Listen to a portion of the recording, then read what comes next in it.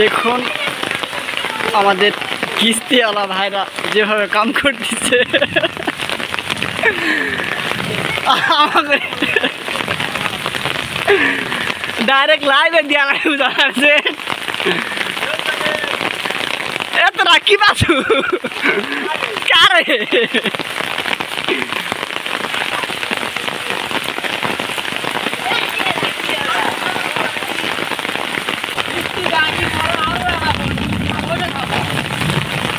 সব কিস্তি শ্রমিকেরা শ্রমিকেরা কিভাবে কষ্ট করে কাজ করেছে দেখুন।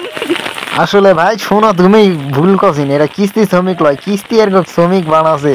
এরা কাম না করে আসলে কিস্তি জোর করে কাম করা যায়, বুঝছি। যেদিন থেকে কিস্তি লিছে সেই দিন থেকে এর সুখ শান্তি সব বিদায় লিয়ে চলে গেছে। এখন ঝড় বৃষ্টি কিচ্ছু মানুষ না, কিস্তির টাকা জোগাড় করার জন্য পানির ভিজেও কাম করছে, বুঝছেন। দিনের হাজরা তোলায় লাগবে যে করে।